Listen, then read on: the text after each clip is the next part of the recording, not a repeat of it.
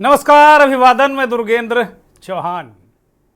उत्तर प्रदेश और खास तौर पर अवध क्षेत्र में एक मुहावरा है, लोहे के चने चबाना। और शायद हिंदी साहित्य के जो विद्यार्थी हैं, पूरे देश में, पूरी दुनिया में ये मुहावरा चलता है। और हिंदी साहित्य में ये मुहावरा है, लोहे के चने चबाना। यानी कि बहुत ही जो काम आप करने जा रहे हैं वो बहुत कठिन है। लोहे के चने चबाना, आप समझ सकते हैं कि लोहे के चने अगर चबाने की कल्पना कीजिए तो दांत तो बचेंगे नहीं। तो लोहे के चने चबाने जैसी स्थिति क्या उत्तर प्रदेश का जो उपचुनाव है 9 सीटों पर विधानसभा का, क्या ऐसी स्थिति है राजनीतिक दलों की? वो चाहे समाजवादी पार्टी का जो अलायंस है कांग्रेस के साथ, इंडिया गठबंधन, या फिर भारतीय जनता पार्टी का एनडीए अलायंस है, क्या ऐसी स्थिति है दोनों के बीच में? और क्या ये चने लोहे वाले भारतीय जनता पार्टी के लिए ज़्यादा मुश्किल भरे हैं, या कुछ उसका साइज कुछ ज़्यादा बड़ा हो गया है? भारतीय जनता पार्टी के अपने लोग, गठबंधन के अपने लोग, शासन प्रशासन पुलिस, क्या इन चनों का आकार बढ़ा रही? क्या मंथन में आज यही बड़ा सवाल।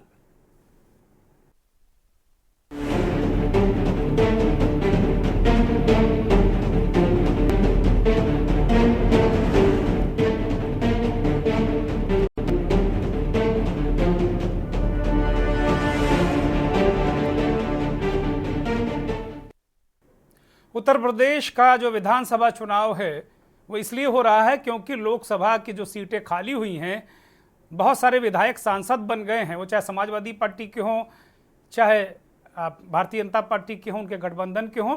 इस वजह से उपचुनाव हो रहा है। अभी हरियाणा और जम्मू कश्मीर के साथ ही उपचुनाव होना था, लेकिन कतिपय कारणों से चुनाव टाला गया या मुफीद वक्त नहीं था। लेकिन अब उत्तर प्रदेश में उपचुनाव हो रहा है। बीच बीच में खबरें आती हैं कि टल जाएगा। 10 सीटों पर होना था। अयोध्या के मिल्कीपुर सीट में बाबा गोरखनाथ, भारतीय जनता पार्टी के पूर्व विधायक, ने एक याचिका कर रखी है अवधेश प्रसाद के खिलाफ कि उन्होंने जो एफिडेविट बनवाया था विधानसभा चुनाव में, विधायक का चुनाव लड़ने के लिए 2022 में, जिस वकील से बनवाया था उसका लाइसेंस एक्सपायर है। इस वजह से ये दलील देते हुए चुनाव आयोग ने मिल्कीपुर अयोध्या का चुनाव फिलहाल नहीं कराया है। बाकी जगह चुनाव हो रहा है। सियासी मैदान में एक दूसरे को घेरने के लिए राजनीतिक दल ने एक तरीके से जो दल हैं वो चालें चल रहे हैं, चक्रव्यूह तैयार किया गया, ऐसा कह सकते हैं। क्योंकि उत्तर प्रदेश में योगी आदित्यनाथ की सरकार, भारतीय जनता पार्टी संगठन, संघ, बहुत सारी लोगों की ये परीक्षा है, ऐसा कहा जा रहा है। इसे अग्नि परीक्षा भी कह सकते हैं। बहुत सारी परीक्षाएं, हालांकि योगी जी पता नहीं कितनी बार परीक्षाएं दे चुके हैं और उस पर पास भी हुए हैं। अक्सर बीच बीच में उनकी पार्टी के लोग ही उनकी अग्नि परीक्षा लिया करते हैं। राजनेताओं को ये किसी तरह चुनाव जीतना है, इसलिए मुद्दों, जो मूल मुद्दे हैं उनको छोड़कर अब दंगे पर भी राजनीति पॉलिटिकल पार्टियां कर रही हैं। बहराइच का जो दंगा, हिंसा, और बलिया में नाबालिग रेप कांड को लेकर जो 2 तस्वीरें सामने आई हैं वो बड़ी ही असहज करने वाली हैं, सरकार के लिए, संगठन के लिए, भारतीय जनता पार्टी के लिए भी। बलिया रेप कांड को लेकर उन्हीं के महसी के विधायक सुरेश्वर सिंह ने अपनी ही पार्टी के जिला अध्यक्ष के खिलाफ और एक सेक्टर अध्यक्ष के खिलाफ मुकदमा लिखा दिया। सुरेश्वर सिंह पहले दिन से कह रहे हैं कि यहाँ का जो नाकारा पुलिस और प्रशासन का तंत्र है उसकी वजह से घटना हुई है। और सुरेश्वर सिंह ये कतई इस पूरे घटनाक्रम को सांप्रदायिक वजह नहीं मानते हैं, इसे हिंदू मुस्लिम मानने को तैयार नहीं है। जबकि जो उपचुनाव है, अखिलेश यादव कह रहे हैं कि भारतीय जनता पार्टी ने इसलिए महासी का दंगा कराया, हिंसा भड़काई, इस तरह की घटनाक्रम को अंजाम दिया जिसकी वजह से वो उपचुनाव जीत सकें। अखिलेश यादव ने आज प्रेस कॉन्फ्रेंस में भी इन बातों को किया। दूसरा जो मसला है उसको, वो चर्चा में है कि बलिया में एक राजभर समाज की एक बच्ची से, नाबालिग से रेप हुआ और उसको न्याय नहीं मिल रहा, मुकदमा लिखा नहीं जा रहा, गिरफ्तार हो नहीं रहे लोग। तो बलिया, बनारस, आसपास के बहराइच, जो आसपास के जो पूर्वांचल का इलाका है, राजभर समाज की अच्छी खासी आबादी है। और वहाँ जो राजभर समाज के युवा नेता कई ऐसे पुराने नेता राजभर समाज के नेता और उसके अलावा राजभर समाज के जो मुअज्जिज़ लोग हैं, उन लोगों ने बलिया 100-125 लोग बनारस और इधर उधर से बलिया एसपी के यहाँ पहुँचे और उन्होंने एक अर्जी दी, एक दरख्वास्त दी कि नाबालिग से रेप करने वालों की गिरफ्तारी हो। इस दौरान एसपी आवास पर मौजूद पुलिसकर्मियों और जो लोग गए थे प्रदर्शनकारी, उन्हें कह सकते हैं, उन लोगों के बीच गर्मा गर्म बहस हुई, धक्का मुक्की भी हुई कहते हैं। और इसके बाद आरोप है कि बलिया के एसपी विक्रांत वीर सिंह ने गेट बंद कराकर इन राजभर समाज के लोगों को पिटवाया और पिटवाने के बाद वो ऐसे करीब 45 लोगों को, जो राजभर समाज के लोग हैं, उनको रस्सी में बांधकर उनको जेल भेज दिया गया। ये तस्वीर वो शायद हमारे साथी के पास है, वो दिखा दिया जाए, जो लोग रस्सी में बांध कर ले जा रहे हैं। तो ये आप देख सकते हैं, राजभर समाज के लोग हैं, ये 45 लोगों को रस्सी में बांध कर ले जाया गया और समाज के कई युवा नेताओं को भी उनकी गाड़ियां जब्त कर ली गई, उनका सामान छीन लिया गया, उनके मोबाइल छीन लिए गए। ये घटना पूर्वांचल में एक तरीके से अलग तरीके का राजनीतिक माहौल क्रिएट कर रही है। राजभर समाज इसे अपने अपमान से जोड़ रहा है। कहते हैं कि ये जो लोग हैं, इनमें कुछ लोग जो मौजूदा मंत्री हैं, कैबिनेट मंत्री ओम प्रकाश राजभर, उनके राजनीतिक विरोधी भी हैं राजभर समाज के अंदर, और इस वजह से इनकी पिटाई हुई और जेल गए। लेकिन ओवरऑल अगर देखें तो जो ओम प्रकाश राजभर हैं, वो कहते हैं कि जो पीला अंगोछा, जो उनकी पार्टी का आउटफिट है, अगर वो डालकर कोई कार्यकर्ता अगर थाने में पहुंच जाता है तो थानेदार खड़ा हो जाता है। ये ताकत है, ये शक्ति है उस अंगोछे में, और वो शक्ति तो कहीं दिखी नहीं। राजभर समाज के लोग साक्षात दौड़ा दौड़ा कर पीटे गए, उनकी पिटाई हुई, उनकी कुटाई हुई और चोरों की तरह रस्सी में बांधकर उनको जेल भेजा गया, ऐसे आरोप हैं। अगले दिन यानी कि आज बलिया के एसपी की तरफ से या उनकी पुलिस की तरफ से एक बयान जारी हुआ कि ये लोग सरकारी कार्य में बाधा डाल रहे थे। सवाल ये भी उठ रहा है कि अगर एसपी के आवास में या दफ्तर में अगर ये लोग सरकारी कार्य में बाधा डाल रहे हैं, तो एसपी और पुलिस ने अब तक वो सीसीटीवी फुटेज आम क्यों नहीं किया जिसमें ये लोग सरकारी कार्य में बाधा डालते नजर आ रहे हैं। मुझे लगता है कि अगर वो फुटेज आम किया जाएगा तो वो कांड भी उजागर हो जाएगा जिसमें राजभर समाज के मुअज्जिज़ 100-150 लोगों को दौड़ा दौड़ा कर पीटा जा रहा है, उन्हें रस्सियों में बांधा जा रहा है।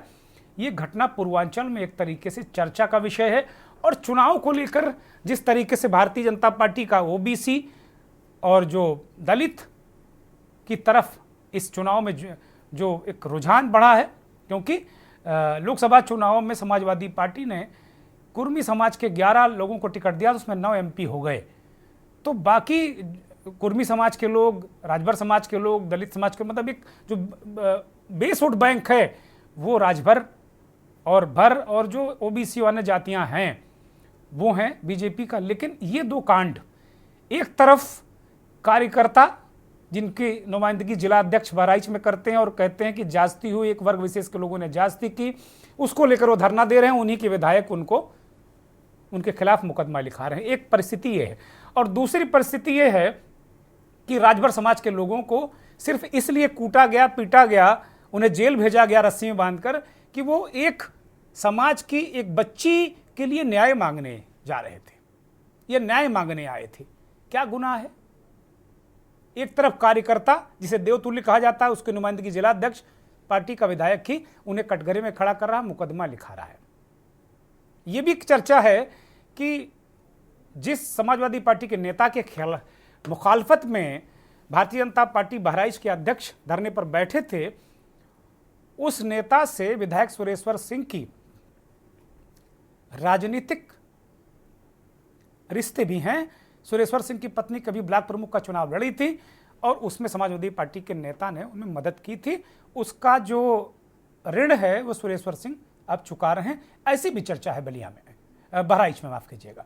तो कुल मिला के ये दो परिस्थितियां हैं और इन दो परिस्थितियों के सहारे पूरे उत्तर प्रदेश में सरकार, संगठन, भारतीय जनता पार्टी के नेता, उनके अंदर की राजनीति, उनके गठबंधन की राजनीति और किस तरीके से ब्यूरोक्रेसी, पुलिस प्रशासन, एसपी, कलेक्टर काम कर रहे हैं, मुझे नहीं लगता कि अगर ये जो दो दृष्टांत हैं इनको अगर देखें तो नहीं लगता कि जनता के लिए काम कर रहे हैं। अगर आप रेप के लिए, रेप पीड़िता को न्याय मांगने के लिए अगर राजभर समाज के लोग जा रहे हैं, उनकी पिटाई हो रही है, उन्हें जेल भेजा जा रहा है, तो आप स्थिति को बड़े आसानी से समझ सकते हैं, अंदाजा लगा सकते हैं।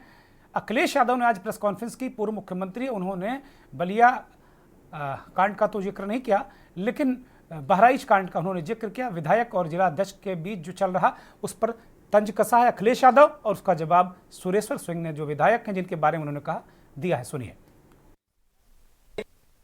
बनाइए कि भारतीय जनता पार्टी को कैसे जिताएं, समाजवादियों को कैसे हराएं। एकजुट हो गए हैं। इस बार कितना भी ये साजिश कर लें, षड्यंत्र कर लें, कितनी भी रणनीति बना लें, लेकिन ये कामयाब नहीं होंगे। सुनने में यहां तक आ रहा है कि जिलाधिकारी वो भारतीय जनता पार्टी के जिला अध्यक्ष बन गए हैं। अभी अंबेडकर नगर से सुनने में आ रहा है, और वहां के हमारे कार्यकर्ता नेताओं ने भी बताया और प्रेस के जिम्मेदार लोगों ने भी बताया कि यहाँ के जिलाधिकारी जिला अध्यक्ष भारतीय जनता पार्टी बन गए हैं, और प्रधानों को ढूंढ रहे हैं, कोठेदारों को ढूंढ रहे हैं, उनको डरा धमका रहे हैं, जबकि अभी नॉमिनेशन नहीं हुआ है।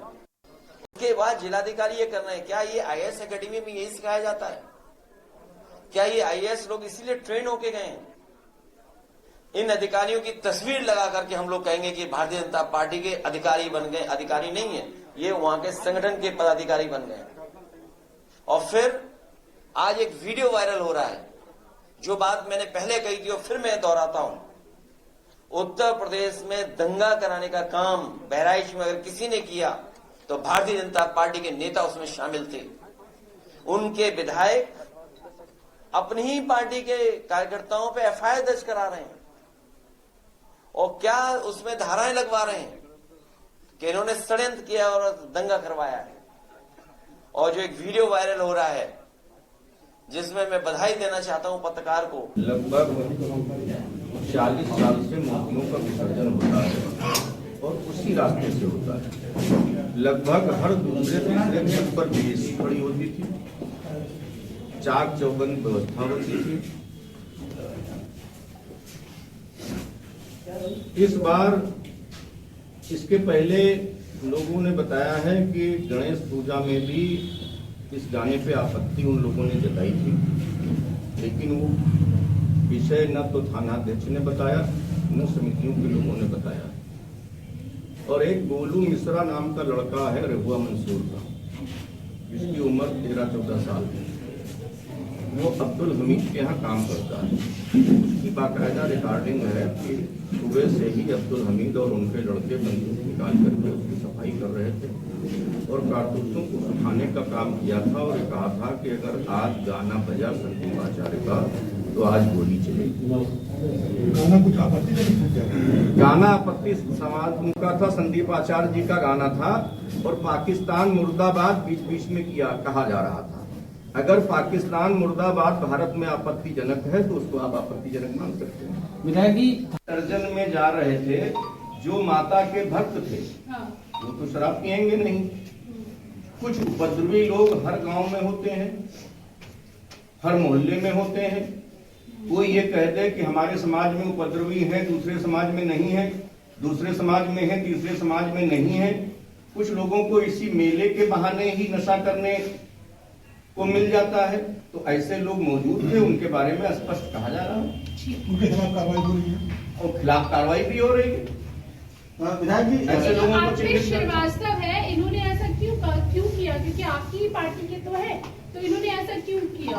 अब ये अर्पित श्रीवास्तव जी से आप बात कर सकती हैं, ये जो विवेचक हैं उनसे बात कर सकती हैं। विवेचक हमने अपना आरोप लगाए हैं विधायक जी। विवेचक ने आप पर भी आरोप लगाए हैं। उन्होंने कहा है कि ये जो दंगे हुए हैं उस इलाके में विधायक जी की मर्जी के बिना पत्ता भी नहीं हिलता है। विवेचक का नाम बताएंगे? बताएंगे हम।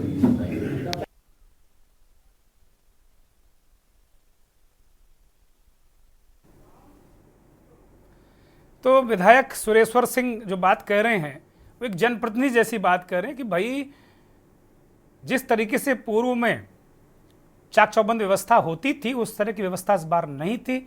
बलिया में बहराइच में महसी में जिस तरीके से आपत्तिजनक गाने पर लोगों ने एतराज़ किया उस पर जो नीचे का स्तर के अधिकारी एसओ सीओ इन लोगों ने कार्रवाई नहीं की, इस वजह से ये घटना हुई, ये हिंसा हुई, इस बात को वो कह रहे हैं और वो एक तरीके से उंगली उठा रहे हैं अपने ही पार्टी के लोगों पर। तो ये स्थिति है, ये परिस्थिति है। वो तस्वीर भी जरा दिखा दी जाए कि किस तरीके से राजभर समाज के लोगों को बलिया में वहाँ के एसपी ने पिटवाया और उसके बाद ये आरोप है कि एसपी ने पिटवाया और उनको रस्सी में बांधकर, इसमें तो खैर रस्सी नहीं दिख रही है लेकिन ऐसे आरोप लगे कि रस्सी में बांधकर घसीट कर उनको ले जाया गया। ये तस्वीरें हैं, ये राजभर समाज के लोग हैं। पूरे समाज के लोग इस बात को कहने गए थे कि जो रेपिस्ट हैं उन पर कार्रवाई की जाए और उनके साथ किस तरीके से चोरों जैसा व्यवहार किया गया, उन्होंने पीटा गया उन्होंने।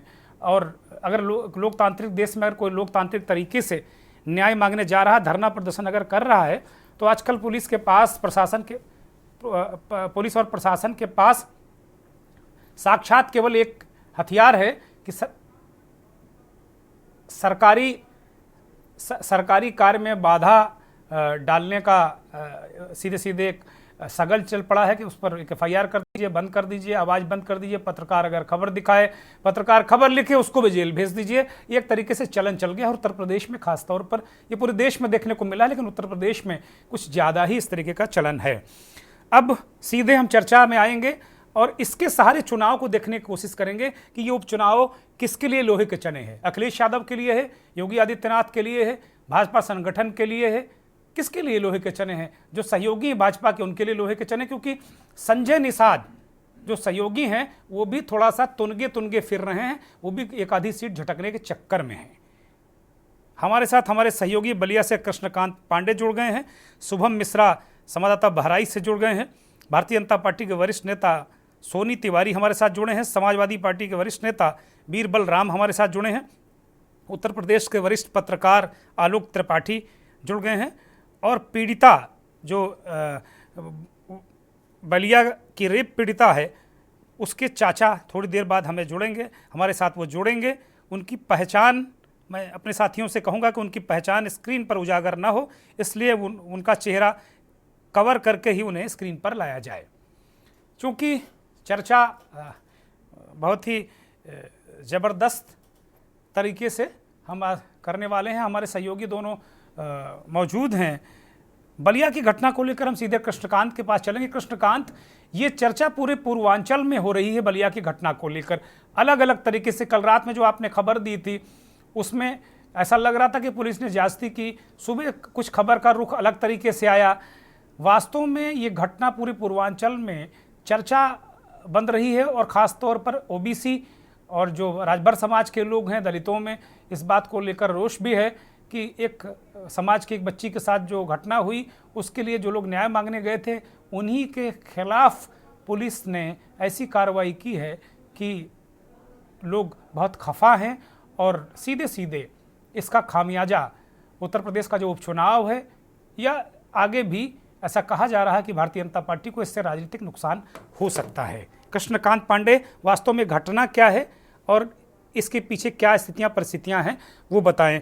कृष्णकांत, अपनी बात रखें। इससे पहले हमारे साथ जो स्क्रीन पर अपना चेहरा ढके हुए पीड़िता के चाचा हैं, चूँकि उनका नाम, उनका गांव, उनकी पहचान हम नहीं आपको बता सकते और ना ही हम पीड़िता का नाम ले सकते हैं, केवल ज़िले का नाम हम बता रहे हैं। बलिया में राजभर समाज की बच्ची के साथ ये दुर्भाग्यपूर्ण घटना हुई है और मैं इस घटना को लेकर बहुत दुखी हूँ और मैं इस घटना की निंदा भी करता हूँ और उत्तर प्रदेश की सरकार से कहता हूँ कि कम से कम इस तरीके की घटनाओं को बहुत गंभीरता से लिया जाना चाहिए। और जिन लोगों ने राजभर समाज के लोगों पर लाठियां चलाई, जेल भेजा, गिरफ्तारी उनकी की, उनके खिलाफ भी कार्रवाई होनी चाहिए। कृष्णकांत पांडे, जरा इस पूरे घटना का मजमून बताइए, क्या है, मसला क्या है?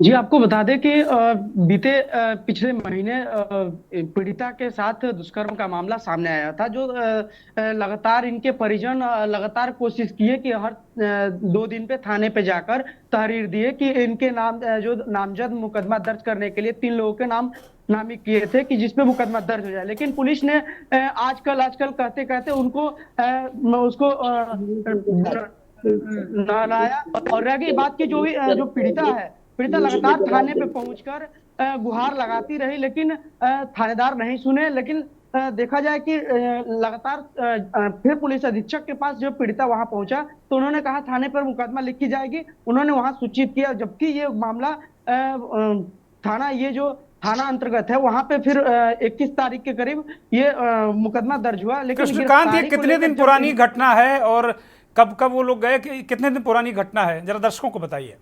जी जी, आज से 1.25 महीने पहले की ये घटना है। आपको बता दें कि जब पीड़िता ने अपने जो थाने की जो नजदीकी थाना है वहां पे पहुंचकर गुहार लगाई थी, फिर पुलिस अधीक्षक से 2 से 3 बार 10 दिन पे 5 दिन पे वहां पे जाके और भटक भटक के लौट जा रहे थे, उसे लौटा दिया जा रहा था, बैरंग वो अपने घर की तरफ जा रहे थे। लेकिन ऐसा देखा जा रहा है कि पुलिस अधीक्षक के जाने के बाद कम से कम 1 महीने 15 दिन पे मुकदमा दर्ज हुआ, लेकिन उसमें गिरफ्तारी कहीं भी नहीं हुई। जैसा कि देखा कि पीड़िता का यह आरोप है कि गिरफ्तारी नहीं हो रही थी, इसी वजह से कल उन्होंने अपने जो राजभर समाज के लोग हैं उन लोग के साथ में वह पुलिस अधीक्षक कार्यालय के अंदर गए और जैसे अपनी बात रखने के लिए, वो न्याय लगाने के लिए अपनी बात कहने शुरू की। वहां पे आसपास के वहां फोर्स पहुंची और उसको जो रस्सी से घेरे में उन लोग को घेरे में ला दिया गया और घेरे में लाते हुए और दरवाजा आगे से लॉक कर दिया गया, यानी ताला लटका दिया गया पुलिसकर्मियों द्वारा। जैसा कि देखा जाए कि इसमें 43 नामजद मुकदमा दर्ज हुए हैं और 13 लोगों से पूछताछ कर आज 151 में उसे चालान कर दिया गया था। जैसा कि राजभर समाज जो आदित्य राजभर है, उन्होंने अपनी जो टीम राजभर परिवार के साथ उनके वहां बनारस से चल के और कुछ लोग गाजीपुर, कुछ लोग बलिया पहुंचे।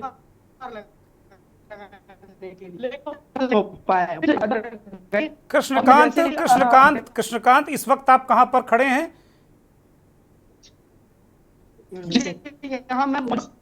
कृष्णकांत, आप इस वक्त कहां पर खड़े हैं और अब ताजा क्या जानकारी है आपके पास? आपकी आवाज हम नहीं सुन पा रहे हैं।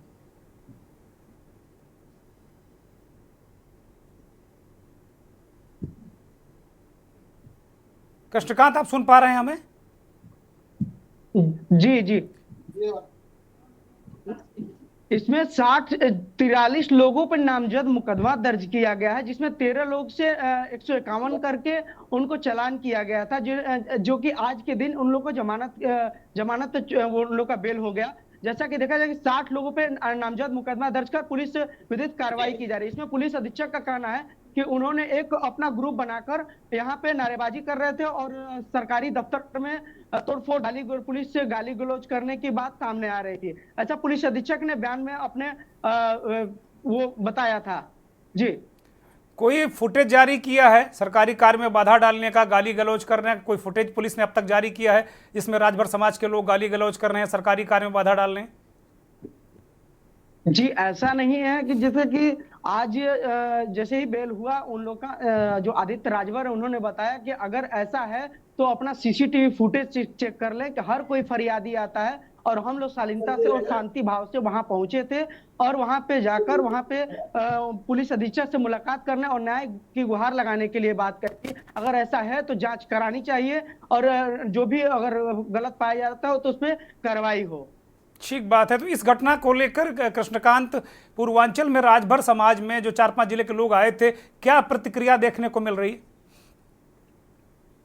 जी, आप देख सकते हैं, आपको बता दें कि जो राजभर समाज के जो लोग थे बड़ी नाराज थे। ऐसा कि एक ओम प्रकाश राजभर ने बयान दिया था कि आप जब भी थाने में जाएं तो पीला गमछी लगाकर जाएं ताकि दरोगा हो, पुलिस हो, सम्मान पूर्वक आपको आपके द्वारा कार्रवाई करेगी, आपको पूरी समस्याएं सुनेंगी। लेकिन ऐसा ये बलिया में देखने को नहीं मिला। जी ठीक है, बहुत शुक्रिया कृष्णकांत हमसे जुड़ने के लिए। ये कृष्णकांत हमारे संवाददाता बलिया से लगातार जुड़े थे। बहुत महत्वपूर्ण बात उन्होंने कही। जिन लोगों को कल शांति भंग में सरकारी कार्य बाधा डालने में गिरफ्तार किया था, आदित्य राजभर हैं, युवा नेता हैं और पूर्वांचल में आदित्य राजभर लगातार काम कर रहे हैं युवाओं के बीच, अपने समाज के बीच में। उन्होंने आज इस बात को कहा कि अगर वास्तव में हम लोगों ने कोई अभद्रता की है, सरकारी कार्य में बाधा डाली, तो एसपी बलिया वो सीसीटीवी फुटेज आम करें। तो ये मामला यहीं तक रुकने वाला नहीं है, लेकिन हम फिलहाल यहाँ रुक रहे हैं एक ब्रेक के लिए। मोटे मोटे तौर पर हमने जो आपको भूमिका अपने सहयोगियों के जरिए समझाई वो लोहे के चने ही हैं। उपचुनाव में और आगे भी लोहे के चने दिखने वाले हैं। किस तरीके से दिक्कतें होने वाली हैं ऐसा लग रहा है, क्योंकि मनमानी चल रही है। सीधे रुख करेंगे बलिया की पीड़िता के रिश्तेदार, उनके चाचा हमारे साथ मौजूद हैं। बहुत ही दुर्भाग्यपूर्ण घटना, गैंग रेप की घटना, और उस घटना में गिरफ्तारी नहीं, 1 महीने तक पीड़ित परिवार के लोग संघर्ष करते हैं, मुकदमा लिखता है। उसके बाद समाज के कुछ जागरूक युवक, आदित्य राजभर जैसे लोग इधर उधर जनपदों से आते हैं, अपनी कार्रवाई की मांग को लेकर वो पहुंचते हैं और उनके साथ इस तरह की घटनाएं होती हैं। तो कुल मिलाकर अगर देखा जाए तो लोकतंत्र में प्रदर्शन, लोकतांत्रिक तरीके से, गांधीवादी तरीके से अपनी बात रखना, ये तो हमारा अख्तियार है। हम प्रदर्शन, धरना ये कर सकते हैं। वो कह रहे हैं आदित्य राजभर कि भाई अगर एसपी के पास कोई सबूत हो आम करें। मुझे लगता है बलिया के एसपी विक्रांत वीर को वो सीसीटीवी फुटेज भी आम करने चाहिए, पत्रकारों को देना चाहिए। पीड़िता के चाचा हमारे साथ जुड़े हुए हैं। वास्तव में इतनी सारी बातें अभी हमारे सहयोगी ने बताई। मसला क्या है? क्या कोई राजनीतिक दबाव है जिस वजह से गिरफ्तारी नहीं हो पा रही है, उस बेटी को न्याय नहीं मिल पा रहा है? नमस्ते सर, ये घटना 10/9/2024 को हुआ था सर जी, जिसमें 11 तारीख को हम लोग तहरीर लेकर के वहाँ पे थाना अध्यक्ष के पास गए थे जी। वहाँ पे जाने के बाद जो भी लड़की का बयान हुआ, मुकदमा मतलब दर्ज नहीं हुआ। फिर हम लोग 2 दिन बाद गए, फिर मुकदमा दर्ज नहीं हुआ। फिर हम लोग 13 तारीख को कप्तान साहब के पास गए, वहां से आश्वासन मिला कि आप जाइए और आपका मुकदमा दर्ज होगा, आपकी कंप्लेन ले ली जाएगी जी। उसके बाद से फिर हम लोग गए वहां पे, थाना प्रभारी के पास गए। वो बोल रहे हैं कि नहीं, मैं मुकदमा नहीं ले सकता हूँ, मतलब आपकी बच्ची झूठ बोल रही है, अनाप शनाप दूसरों पे ब्लैकमेल कर रही है, इंजाम लगा रही है, उसको झूठे फंसा रही है। ऐसे करते करते कभी थाने पे जाता था मैं, कभी कप्तान के पास जाता था। फिर मैं 16 तारीख को गया सर। 16 तारीख को वही बयान आया कि ठीक है आप जाइए, वहां पे जाइए, आपका कंप्लेन ले ली जाएगी। फिर मैं 16 को गया, वहां पे कंप्लेन नहीं ली गई। फिर मैं 19 तारीख को गया, उस दिन भी कंप्लेन नहीं ली गई। कप्तान से मिलकर के गए थे जी। फिर हम लोग मतलब वहां पे कहीं ना कहीं अपराध को बढ़ावा देने का काम किया जा रहा है। जो अपराधी है उसको पुलिस और राजनीतिक पार्टियों द्वारा संरक्षण दिया जा रहा है। ये पता चलिएगा क्या वो दल विशेष के लोग हैं, कोई पार्टी विशेष के लोग, कोई नेता विशेष उनकी मदद कर रहे हैं, इस वजह से एफआईआर लिखाने में आपको दिक्कतें हुई? उसमें कोई भी हो सकता है सर, मैं किसी का नाम नहीं जानता हूँ या किसी का नाम नहीं लिख सकता, क्योंकि प्रशासन किसी न किसी के दबाव में काम हो रहा है। क्योंकि मैं किसी माध्यम से मिला, किसी को अपना अर्जी सुनाया, मैं अपना बयान दिया कि मेरी कंप्लेन नहीं ली जा रही है, तो कहीं से दबाव आया। वहां पे 2-4 लोग आए, आकर के कप्तान साहब से बात किए कि कम से कम इस बच्चे की बात सुनी जाए, बच्ची का बयान लिया जाए और इसमें मुकदमा लिखी जाए। 1 तारीख को हम कप्तान से मिले। कप्तान साहब से मिलने के बाद हमको आश्वासन मिला कि ठीक है आप जाइए, आपकी कंप्लेन ले ली जाएगी। 21 तारीख को मुकदमा हो गया।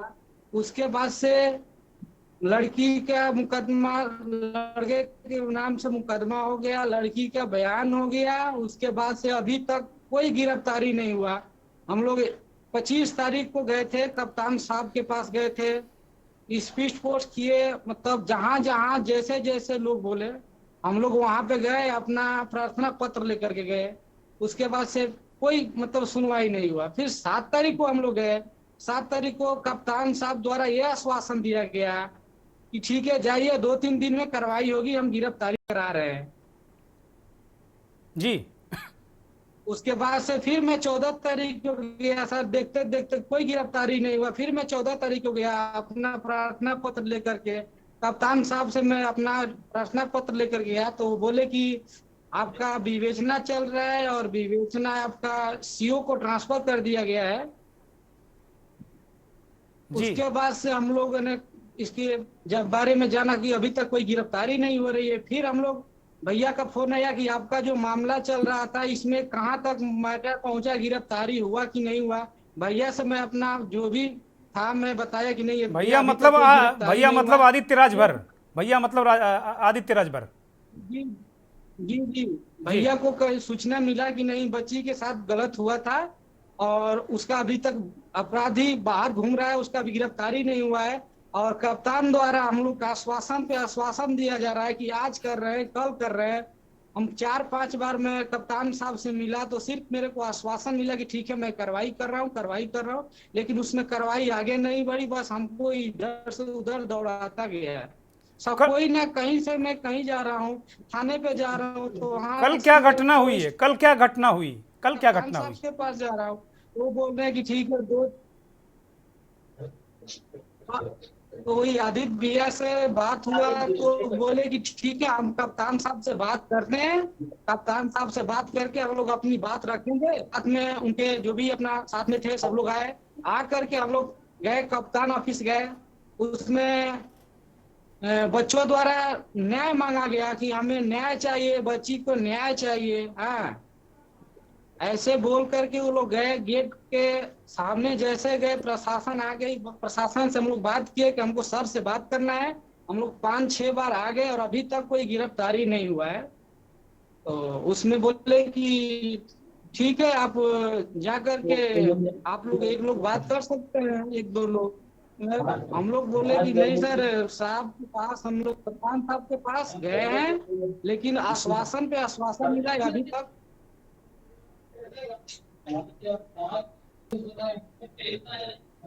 जी जी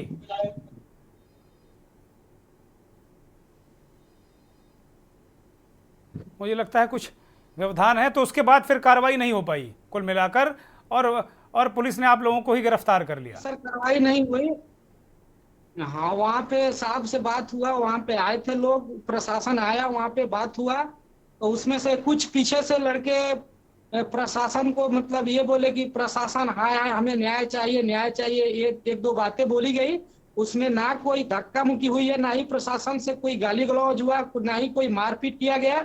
उसमें से 3-4 लोगों को, आदित्य राजभर को, पीड़िता के परिवार वालों को वहाँ अंदर बुलाया गया, अंदर बुला करके बैठा दिया गया और बाकी जितने उनके साथ में साथी थे सबको अंदर बुला करके ताला लॉक कर दिया गया। उसके बाद से बहुत लोगों को उसमें मारा पीटा गया। उसके बाद से अपना ये नाम वाम लेकर के मोबाइल जब्त कर लिया गया। फिर उन लोगों का नाम ठीक बात है, चूंकि आवाज अब व्यवधान है इंटरनेट का, तो ये पूरी घटनाक्रम है। और अगर देखें तो बहराइच की घटना जो हुई उसको लेकर पार्टी के विधायक ही इस तरह की बातें कर रहे हैं।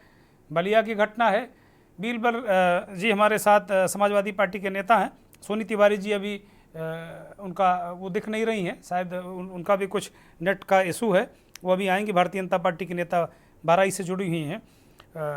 बीरबल जी, बलिया की घटना का आपने पूरा दृष्टांत सुना और उसी तरीके से बहराइच में आप देखिए विधायक ही कह रहा कि भाई लोग जो हैं, पुलिस की गड़बड़ी थी, पुलिस ने गड़बड़ किया, अगर पहले इसी व्यवस्था होती घटना न होती। अखिलेश यादव कह रहे हैं दंगा करा रहे हैं बीजेपी। चुनाव को लेकर क्या ये सब सारी चीज़ें हो रही जैसा अखिलेश यादव ने आरोप लगाया, और दोनों जगह इस तरह की घटना हुई, वहाँ भी पुलिस का फेलोर, यहाँ भी पुलिस का मसला। बीरबल जी,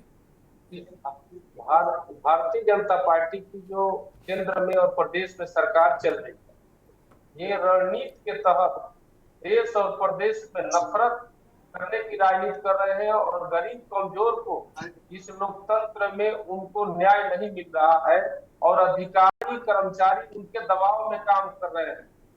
और आज अभी आपने बलिया की घटना देखा, बहराइच में घटना देखा। बहराइच में जो घटना हुई है एक सुनियोजित तरीके से हुई है, रणनीति के तहत हुई है।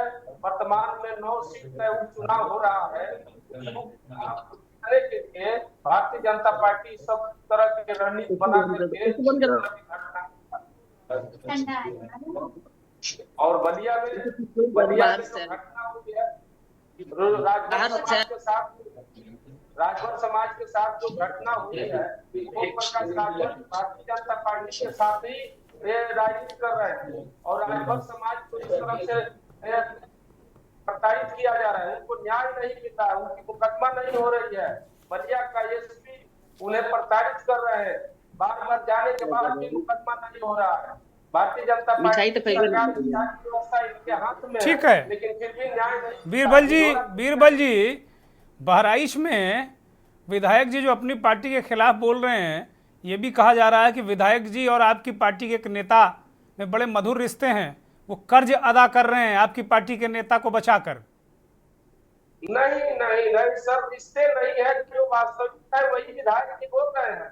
और ये 9 सीट का जो उपचुनाव हो रहा है, उसी रणनीति को लेकर भारतीय जनता पार्टी इस तरह से प्रदेश में दंगा करना चाहती है, वोट का पुनर्गठन करना चाहती है, हिंदू मुस्लिम करना चाहती है। इस तरह की भारतीय जनता पार्टी राजनीति कर रही है और अधिकारी में काम कर रहे हैं। वहीं पर प्रशासन खड़े थे और इस तरह की घटना हो गई। गाना कौन सा बज रहा था, उसका जांच कराया जा।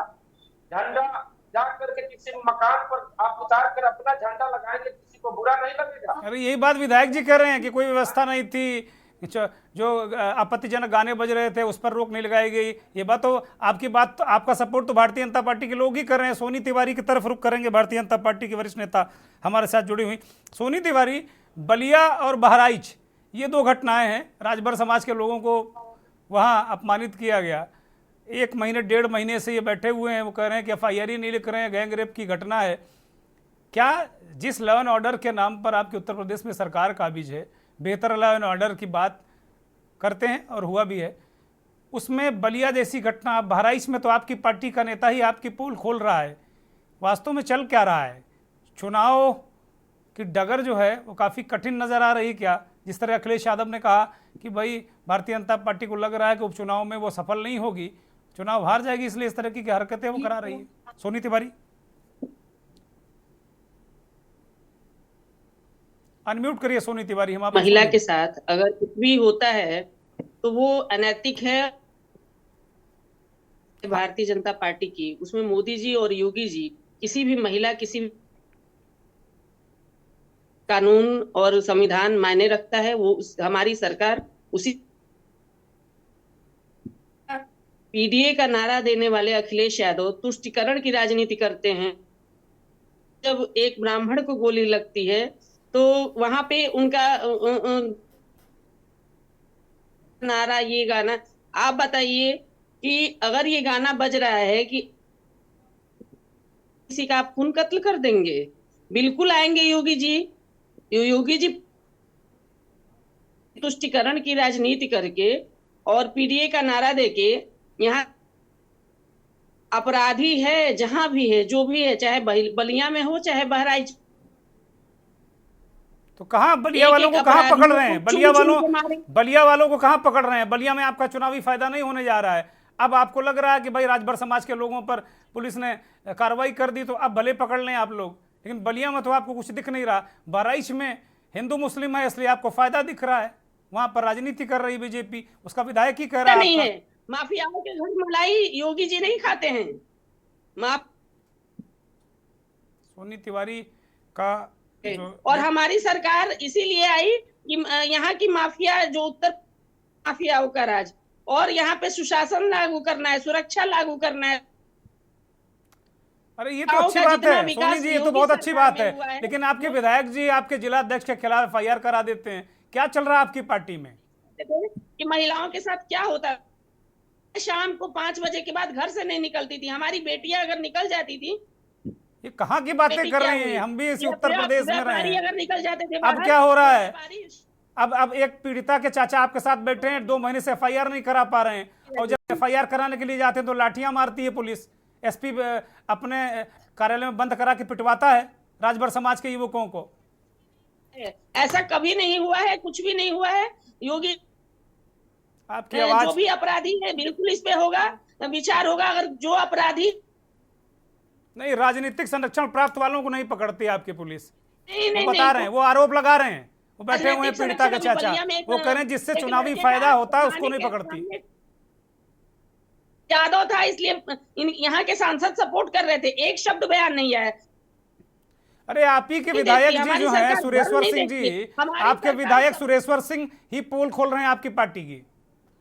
पार्टी सबका साथ, सबका विकास और सबका अच्छा, आप मतलब पूरा टाइप बयान लाइए वही पढ़ेंगी, इसके अलावा किसी सवाल का जवाब नहीं बिल्कुल देंगे। नहीं, बिल्कुल शुभम टाइप मिश्रा, बयान मैं रोक रहा हूं, सोनी तिवारी मैं आपको रोक रहा हूं, हमारे सहयोगी शुभम मिश्रा है। शुभम मिश्रा, नहीं हो रहा है। ये बहराइच में लेकिन जब न्याय पार्टी के विधायक, कर रहे हैं, जब गोली मारी जा रही है अपराधियों ठीक के है। पैर में, तो अखिलेश यादव को दर्द होने लगा। ठीक बात है, ठीक बात गोली लग रही है तो मैं दर्द होने मैं लग रहा आता है। हूं सोनी तिवारी, मैं आपके पास आता हूं, आपकी आवाज दर्शकों को नहीं मिल रही, शुभम मिश्रा के पास जाता हूं। शुभम मिश्रा, ये बताइए कि बहराइच में भारतीय जनता पार्टी की विधायक की उनके जिलाध्यक्ष और उनको कटघरे में खड़ा कर रहा है, प्रशासन को कटघरे में खड़ा कर रहे हैं। बलिया और बहराइच दोनों की घटनाएं देखिए तो दोनों में पुलिस की भूमिका को लेकर सवाल उठ रहे हैं। यहां भारतीय जनता पार्टी का विधायक उठा रहे हैं, वहां राजभर समाज के लोग और एक राजभर समाज की बच्ची के साथ रेप, गैंग रेप, उसके अपराधियों को ना पकड़े जाना, ये दोनों जगह पुलिस और प्रशासन पर सवाल उठ रहे हैं, कानून व्यवस्था पर सवाल उठ रहे हैं। शुभम मिश्रा, देखिए, आपको बता दूं, बहराइच के दौरान गाने को बजाने को लेकर विवाद हुआ और विवाद इतना बढ़ गया, एक युवक ने दूसरे युवक मृतक राम गोपाल को गोली मार दी, जिसकी मौके पर ही और ग्रामीणों ने उसको मेडिकल कॉलेज ने उसे मृतक घोषित किया। और वो जितने भी ग्रामीण मर्सिडी की तरफ जा रहे थे, इतनी देर में भाजपा के नगर अध्यक्ष अर्पित श्रीवास्तव और उनके सहयोगी वहां पहुंचे और वो जो है जिला अस्पताल के बाहर प्रदर्शन करने लगे। और विधायक का कहना, जब मैं वहां पहुंचा तो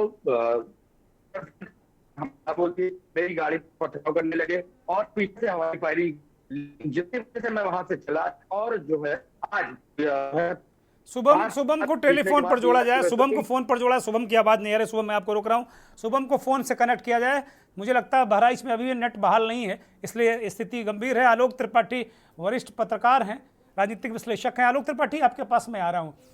दो घटनाओं की नजीर है और जो हमारा विषय है लोहे के चने, उपचुनाव किसके लिए लोहे के चने होने जा रहा है, और ये दो घटनाएं, दोनों घटनाओं में पुलिस की भूमिका पर गंभीर सवाल उठ रहे हैं। आलोक त्रिपाठी, बिल्कुल, देखिए, जिस तरह की बहराइच घटना हुई उसके बाद जो खासकर भारतीय जनता पार्टी की सरकार में जो कहती हो कि दंगा मुक्त हम सरकार की बात करते हैं, उसमें अगर दंगा हो जाए और उपचुनाव के पहले, तो ये एक बड़ा सवाल।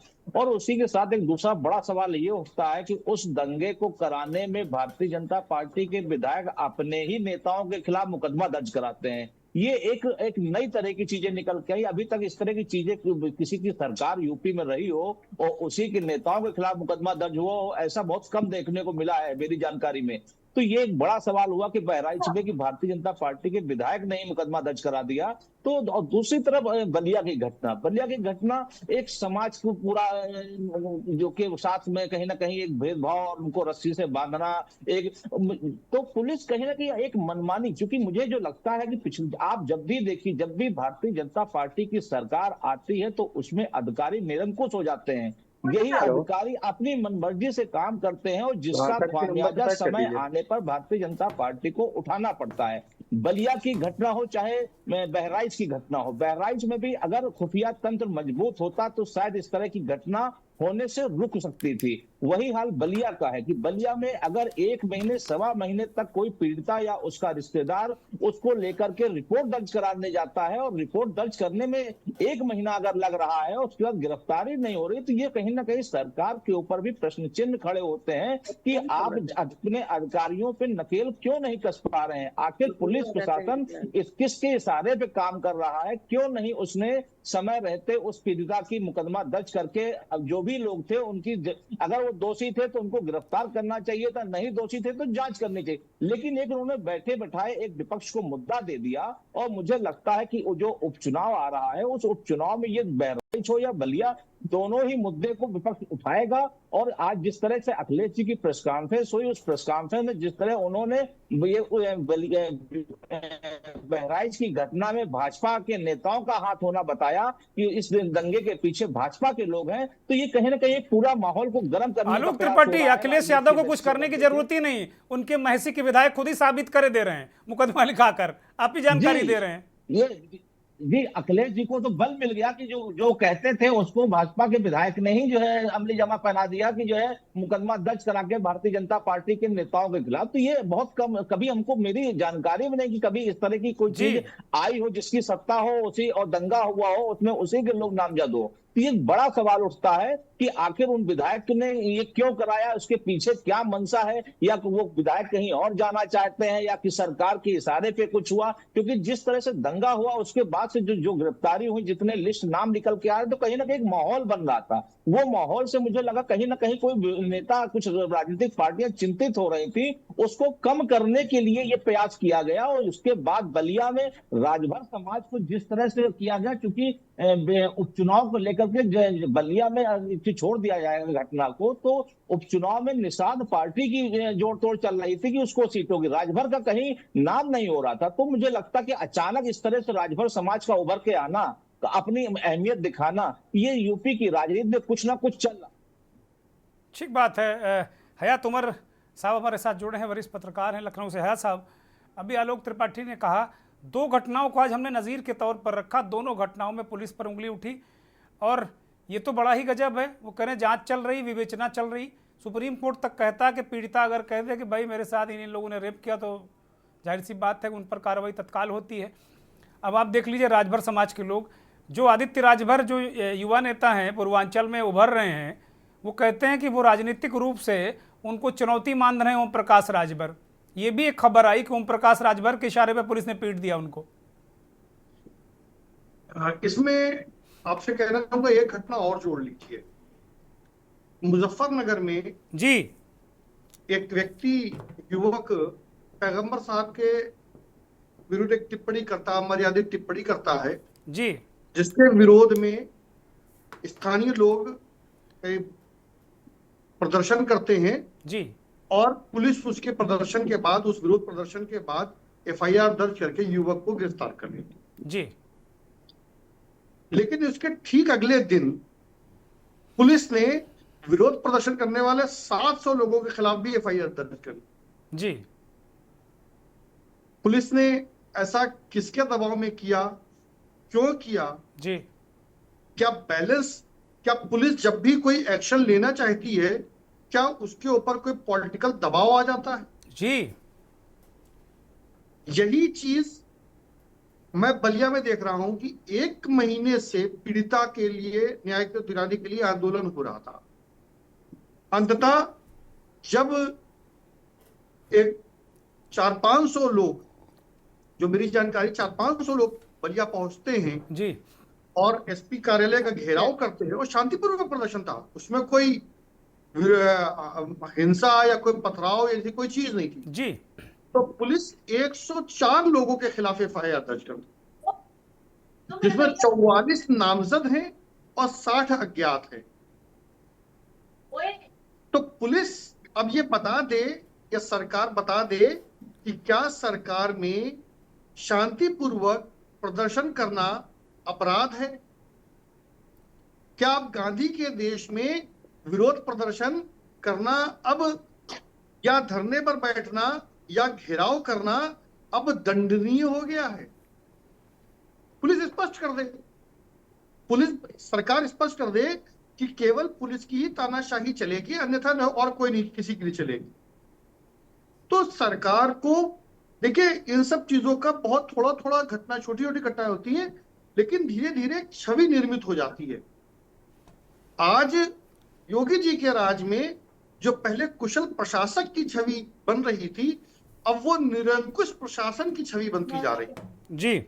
पुलिस प्रशासन पूरी तरह से अपने मनमानी पे आवादा है, और उसे भले ही अभी सरकार से, सरकारें बैठे लोगों से, सत्तासीन पार्टी से समर्थन मिल रहा हो, लेकिन वो धीरे धीरे कहीं निगेटिव इमेज बिल्ड कर रहा है, और उसका विपक्ष को एक बड़ा फायदा पहुंचेगा। जी देखिए, ये उपचुनाव कोई बहुत विशेष उपचुनाव नहीं, इनसे कोई बहुत अंतर नहीं आ जाएगा 10 सीटों के हारने या जीतने से। अगर सारे के सारे भाजपा जीत जाती 10 की 10 सीट, तो भी उसकी विधानसभा में स्थिति में कोई फर्क नहीं आएगा, और 10 सीट अगर विपक्ष भी जीत जाता तो उसकी विधानसभा की स्थिति में कोई अंतर नहीं आएगा। एक परसेप्शन बनेगा मुझे लगता है उससे। लेकिन एक नैरेटिव बिल्ड होगा जी इस चुनाव में, जनता ने क्या मूड क्या है, उसने किसके ऊपर ज्यादा भरोसा जताया। और बहराइच की घटना के बाद जिस तरह से चीजें निकल के सामने आई हैं, और उसमें उसके बाद फिर खुद बहराइच के भाजपा विधायक ने जिस तरह के आरोप लगाए पुलिस पर, सरकार पर, और आज एक स्टिंग ऑपरेशन में जिस तरह से चीजें और भी ज्यादा खुल करके सामने आ गई हैं, उसके बाद तो उंगलियां उठना स्वाभाविक है, और इसका कहीं ना कहीं असर चुनाव में देखने को मिलेगा। ठीक बात है, ठीक बात है, बड़ी महत्वपूर्ण बात हयात साहब ने कही। शुभम हमारे सहयोगी एक बार फिर जुड़ गए हैं, कुछ अवरोध था। शुभम, विधायक जी ने ऐसा क्यों किया, इस बात को लेकर क्या जानकारी है, क्या चर्चा है वहां पर?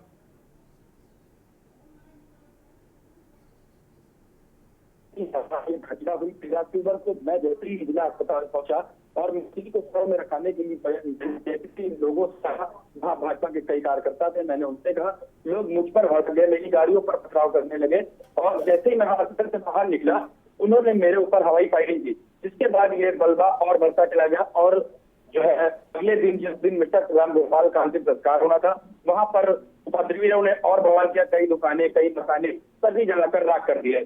और इसके बाद आज विधायक शेखर सिंह जी 7 दिनों के बाद एक तहरीर देते हैं, जिसमें के नगर अध्यक्ष अर्पित श्रीवास्तव, सेक्टर संयोजक समेत 7 को नाम दर्ज करते हैं, और कई लोगों को अन्य अज्ञात में उन्होंने नाम जो है मुकदमा दर्ज कराया है। और आज उन्होंने एक प्रेस कॉन्फ्रेंस करके कहा कि जो भी दोषी होगा, चाहे वो भाजपा का पदाधिकारी हो या अन्य लोग हो, उनके खिलाफ जो है सख्त से सख्त कार्रवाई होगी। और जो है भाजपा विधायक शेखर सिंह ने ये भी कहा कि इसका फायदा अखिलेश यादव को चुनाव में लेना चाहते हैं, जिसके बाद वो उनकी जमानत तक जब्त हो जाएगी। ठीक बात है। ये राजनीतिक रूप से सोनी तिवारी से एक छोटा सा कमेंट लेते हैं, चूंकि मेरे पास वक्त नहीं। सोनी तिवारी जी, निरंकुश हो गई है पुलिस, मतलब पीड़िता से इतना बेशर्मी की हद है। मतलब 1-1.5 महीने तक मुकदमा ना लिखना, गिरफ्तार ना करना। आप भी एक महिला हैं, एक बच्ची के साथ इस तरह की घटनाएं हो रही हैं, कम से कम एक महिला नेता के रूप में, इस देश के नागरिक के रूप में क्या सोचती हैं आप लोग? सरकार किसी की भी हो है, अगर किसी भी, चाहे देखिए नारी का, स्त्री का कोई नजायज है, वो अपने आप में स्त्री है, यही बहुत सम्मानजनक बात है। और हिंदू हो, मुसलमान हो, कोई सी धर्म की हो, किसी जाति की हो, उसको न्याय मिल हाल में उसको न्याय मिलना चाहिए। हम ऐसा चाहेंगे, और ऐसा के लिए बहुत कुछ कर रही है, और हमको पूरी अपनी सरकार से ठीक है, ठीक है। चूंकि मैं सोनी जी को सरकार पर अभी भरोसा है, और हम सबको भी भरोसा है। मैं एक छोटा सा कमेंट पीड़िता के चाचा की तरफ से लूँगा। अब तक जिस वक्त हम आपसे बात कर रहे हैं, अब तक कोई आपके पास सूचना है कि बच्ची के साथ ऐसा व्यवहार करने वालों पर कोई कार्रवाई हुई है, गिरफ्तारी हुई है अब तक? पीड़िता के चाचा जी जी, अभी तक कोई सूचना नहीं है, कोई कार्रवाई नहीं हो रही है। अच्छा, अब तक कोई सूचना नहीं किसी प्रकार की गिरफ्तारी की? हमारे जो सहयोगी हैं उन्हीं को टॉर्चर किया जा रहा है प्रशासन के द्वारा। ये बोला जा रहा है कि विवेचना में पूछताछ में किसी का भी नाम घसीट कर ला करके उससे पूछताछ किया जा रहा है। जो हमारे सहयोगी है, जिससे मैं गरीब आदमी में किसी से बाइक मांग लिया तो कल उसको पुलिस पूछताछ के लिए बुला ली कि क्या बात है वगैरह, घुमा फिरा करके बात कर रही है, परसों किसी और को उठा दे रही है। ठीक बात है। आलोक त्रिपाठी जी, ये तो बड़ा गजब ग्राउंड लेवल की, जो ग्राउंड जीरो की स्थिति गजब है। मतलब हम लोग लखनऊ में बैठकर, दिल्ली में बैठकर बड़ा सुनहरी पिक्चर देखते हैं, ये तो देखिए रेप हुआ, न्याय मांग रहे हैं, एफआईआर नहीं हुई, लाठी पड़ी, अपमान हुआ, और उसके बाद अगर किसी से बाइक मांग के थाने तक चले गए तो बाइक वाले कैसी तैसी। बिल्कुल। ये तो उस तरह की स्थिति है कि आखिर मदद करने वाला भी किसी की मदद ना करे, ये उस तरफ इशारा हो रहा है। आखिर पुलिस क्या चाहती है? मुझे लगता है कि अगर पुलिस ने या जिला प्रशासन ने जहां पे भी पीड़िता समय रहते उसका फरियाद सुन ली होती तो आज बलिया की चर्चा नहीं हो रही होती और ना ही सरकार के कटघरे में खड़ा होना पड़ता। आखिर ये घटना इस तरह की कितनी अन्य जिलों में भी होती होंगी जहां मीडिया तक या नहीं आ पाती हैं। तो मुझे लगता है कि सरकार को इस तरह के अधिकारियों पर जरूर नकेल कसनी चाहिए जिससे उसकी सरकार की किरकिरी ना हो। चूंकि अगर किसी और की सरकार होती तो बात और थी। आपकी जो भारतीय जनता पार्टी की सरकार तो इसी मुद्दों पे आई थी, स्वच्छता की बात करती थी, जीरो टॉलरेंस की बात करती थी, अपराध मुक्त की बात करती थी, और उसके शासन में अगर इस तरह की बातें हो रही हैं, इस तरह की घटनाएं हो रही हैं, तो कहीं ना कहीं सरकार कटघरे में है, सरकार के अधिकारी कटघरे में है और मिल रहा है जो उपचुनाव में ये विपक्ष उठाएगा और इसको भुनाने का पूरा प्रयास करेगा। हया साहब, अंतिम टिप्पणी छोटी सी कार्यक्रम के। बिल्कुल, देखिए ये उपचुनाव तक इस तरह की चीजें और पुलिस का जो ये रवैया है इसमें थोड़ा सा सुधार आना चाहिए। मुझे लगता है कि योगी जी को इस पर ध्यान देना चाहिए। और जिस तरह से जिलों में खास करके छोटे जिलों में कप्तानों की मनमानी, पुलिस कप्तानों की और खास करके जिला प्रशासन की मनमानी चल रही है, उसको अगर थोड़ा सा ध्यान दे, क्योंकि स्थानीय विधायकों में भी इस बात को लेकर नाराजगी पहले भी जता चुके हैं और फिर से बहराइच में भी यही चीज सामने आई। उन्होंने भी पुलिस की तरफ ही इंगित किया है। उन्होंने जरूर एफआईआर कराई है जिसमें कि 6 लोग भाजपा के नामजद हैं, लेकिन उनका भी रवैया उनकी उंगली उठी थी वो पुलिस के रवैये की तरफ ही उठी थी कि पुलिस ने अगर समय रहते कार्रवाई की होती और ढील ना दी होती तो शायद इस तरह की घटना ना होती। जी, बहुत शुक्रिया सभी मेहमानों का, कृष्णकांत पांडे, शुभम मिश्रा, सोनी तिवारी जी, बीरबल राम, आलोक त्रिपाठी और पीड़िता के चाचा हमसे जुड़े, अपनी बात रखी। वास्तव में बड़ी गंभीर घटना ये है, दोनों घटनाएं बहुत ही गंभीर हैं। और क्या इनके जरिए क्या कोई नैरेटिव सेट कर रहा है विपक्ष इन दो घटनाओं के जरिए? क्योंकि पूर्वांचल में आदित्य राजभर एक वर्ते राजभर समाज के युवा नेता हैं और कम से कम 5-7 जिलों में आदित्य राजभर का एक कद और उनकी स्वीकार्यता बढ़ रही है। अब इससे किसको नुकसान होगा आप समझ सकते हैं कि राजभर समाज की राजनीति कौन कर रहे हैं। तो इसमें कुछ पॉलिटिकल एंगल भी हो सकता है, लेकिन बच्चे को जो बच्ची के साथ राजनीति नहीं होनी चाहिए, कार्रवाई होनी चाहिए। और रेप जैसी घटनाएं, इन पर अगर एक्शन नहीं होगा सख्ती के साथ में, तो मुझे लगता है बहुत दिक्कतें आने वाली हैं समाज में। और जो ग्राउंड लेवल पर जो सरकार का एक परसेप्शन है, एक गुड गवर्नेंस की सरकार, माफिया दमन करने वाली सरकार, उसमें कहीं ना कहीं बट्टा लगने का खतरा है। बहुत बहुत शुक्रिया, नमस्कार।